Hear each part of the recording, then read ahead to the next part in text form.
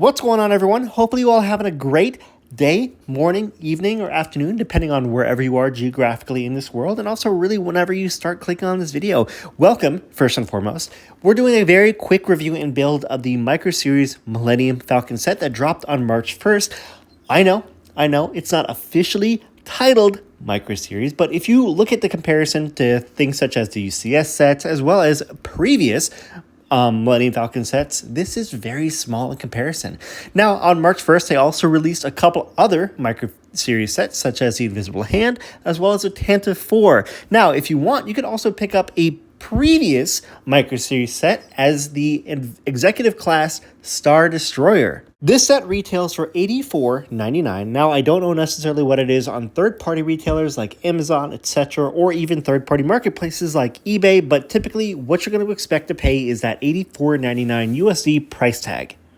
Do I personally think this LEGO set is worth $84.99? Short answer, no. No, I don't. But simultaneously, I can kind of understand why they price it at what they did. Now, again, inflation has affected not only markets all around the world, but it's also affected LEGO as well, and how sometimes they price their items. The second key factor here we have to also kind of consider is it's the Millennium Falcon.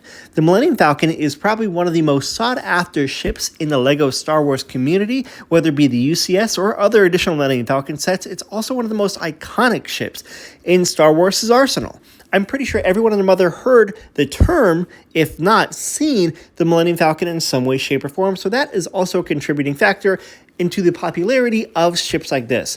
So LEGO probably saw, hey, Millennium Falcon plus popular equals more money. Now, is that a justified purchase on your behalf because you like the Millennium Falcon? That's really up to you.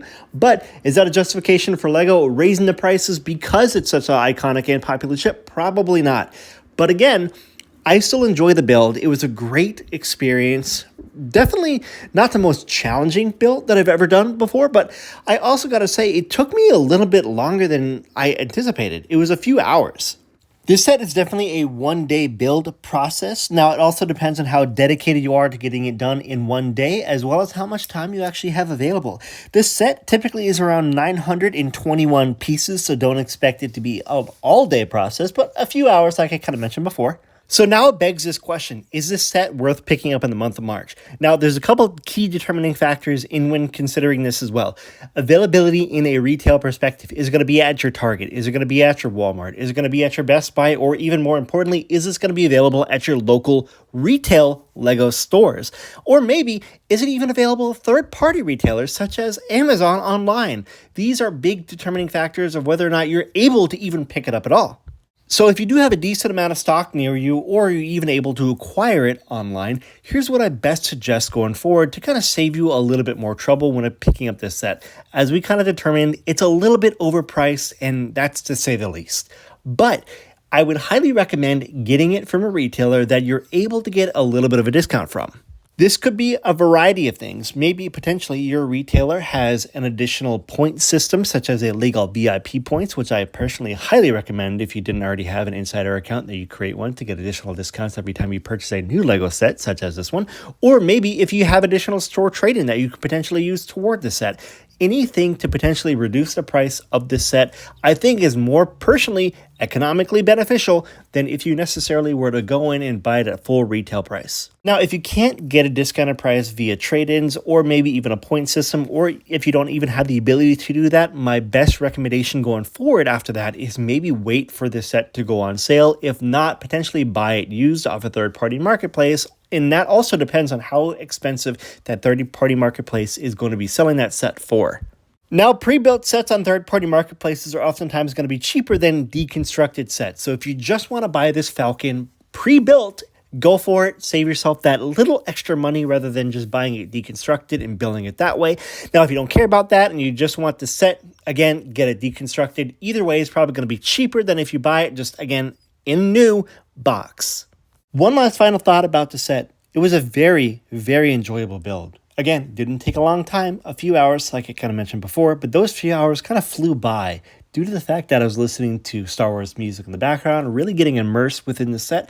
And I think from a display perspective, this set looks phenomenal. Not only just on a Lego shelf, but a Lego Star Wars shelf, or even just your Star Wars collection shelf in general.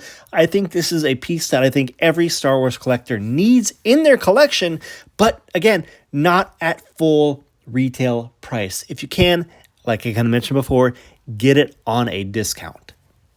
If I personally were to take the set and rate it 1 through 10, where 1 being the worst and 10 being the best, with additional variables such as build quality, enjoyability, displayability, etc., I would say the set maybe is a 7.5, if not an 8 out of 10. I think any Lego Star Wars fan or any Star Wars fan in general will love this set, especially when it comes down to displayability of this set and how small it is compared to a lot of other sets. So that way you can really display it on your shelf super nicely and it's not taking up a lot of space and or room. Overall, this set displays phenomenally, and I'm very, very happy with it. I just love the way it looks. I love the way it displays. There's a lot of positivity here. The only complaint for me beyond the price maybe is a couple structural integrity issues with the set, but I also kind of understand where the designers were going with this, especially when it comes down to the limitations that LEGO has, especially when it comes down to the scalability of a set like the Millennium Falcon. You're not going to have every single detail perfect, and how everything snaps together, especially when it comes down to the shape of the ship, I can also understand as well. Thank you ever so much for clicking on this video. I really do appreciate it. And if you like this kind of content, hit that little thumbs up button, or even subscribe if you want to see more of this stuff. Again, really hope you enjoyed this video, and let me know down below if you're also picking up this LEGO Star Wars set for yourself. Take care.